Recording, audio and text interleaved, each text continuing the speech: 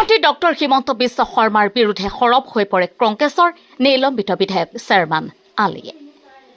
বৰপেটাৰ লুইতপৰীয়া মহাবিদ্যালয়ত অধিকাৰ সুৰক্ষা মঞ্চৰ উদ্যোগত আয়োজিত শিক্ষাৰ পোহৰ APSC/UPSC সহায়ক প্ৰকল্পৰ উদ্বোধনী অনুষ্ঠানত অংশগ্ৰহণ কৰি তেওঁ কয়, হিমন্ত বিশ্ব শৰ্মাই তেওঁৰ মুখ্যমন্ত্ৰীৰ কাৰ্যকালত বিভিন্ন প্ৰকাৰে হিন্দু মুছলমানৰ মাজত সংঘাত সৃষ্টি কৰাৰ চেষ্টা কৰি আহিছে। সেয়েহে তেওঁক বৰ্জন কৰিব লাগে সংবাদ মাধ্যমে।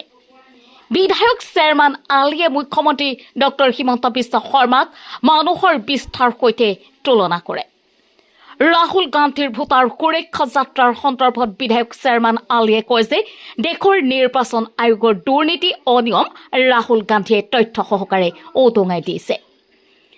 সেয়েহে দেশবাসীয়ে ৰাহুল গান্ধীক সহযোগ কৰা উচিত বুলিও কয় বিধায়ক শ্বেৰমান আলীয়ে। অনুষ্ঠানটোত মহাবিদ্যালয়খনৰ অধ্যক্ষ ডক্টৰ জছিব উদ্দিন আহমেদৰ লগতে কেইবাজনো অধ্যাপক আৰু যথেষ্ট সংখ্যক ছাত্ৰ ছাত্ৰী উপস্থিত থাকে। News desk report MT news. মই এটা আপোনালোকক অনুৰোধ কৰোঁ যে আপোনালোকে সমাজত সদায় ভাল কথা বতৰাবোৰ প্ৰচাৰ কৰিব লাগে। মুখ্যমন্ত্ৰী এজন যোৱা প্ৰায় 5টা বছৰ যি ধৰণৰ ঘৃণনীয় কথা বাৰ্তা কৈ আছে, সংবিধান অৱমাননা কৰি আছে, যি ধৰণে ভাতৃ গোষ্ঠীগত সংঘৰ্ষ লগাবৰ কাৰণে তেওঁ অহৰহ চেষ্টা কৰি আছে, মই ভাবোঁ মই তেওঁক ইগন'ৰ কৰি আছোঁ, আপোনালোকেও তেখেতক ইগন'ৰ কৰক। যিমানে এই টিভিত বজাই থাকিব সিমানে তেওঁ TRP পাই থাকিব। মানুহৰ যি বিষ্ঠা সেইটো আমি নাচাই দৌৰি আঁতৰি যাওঁ নে নাই। গতিকে তেওঁৰ মুখেৰে যিবোৰ বিষ ওলাই থাকে, দিজ আৰ লাইক দি বিষ্ঠা, দিজ আৰ লাইক দি মানুহৰ মানে বৰ্জ্য পদাৰ্থৰ নিচিনা। গতিকে সেইবোৰ আমি এৰাই চলা ভাল। তেওঁৰ কোনো কথাৰ মই প্ৰতিক্ৰিয়া নিদিওঁ, কাৰণ এই পৰ্যায়টো তেওঁ নায়েই। তেওঁ মুখ্যমন্ত্ৰী হৈ থকাৰ যিটো চৰিত্ৰ থাকিব লাগে, সেই চৰিত্ৰৰ পৰা বহুত স্খলন হৈছে। এই মানুহজনৰ কথাৰ প্ৰতিক্ৰিয়া দি মই নিজকে অৱনমিত কৰিব নোখোজোঁ।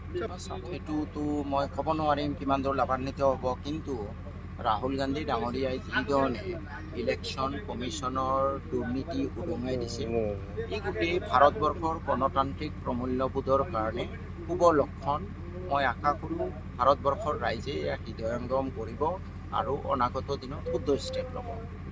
যে আজি এই চৰাঞ্চলৰ নিচিনা আওহতী অঞ্চলত আজি অধিকাৰ সুৰক্ষা মঞ্চ অসম নামৰ এটা সংগঠনে আমাৰ ল'ৰা ছোৱালীসকলক চিভিল ছাৰ্ভিচেই হওক বা বিভিন্ন প্ৰতিযোগিতামূলক পৰীক্ষাৰ প্ৰতি ল'ৰা ছোৱালীৰ ধাউতি বঢ়োৱাৰ কাৰণে বা তেওঁলোকক সচেতন কৰাৰ কাৰণে এনেকুৱা এটা পদক্ষেপ লৈছে।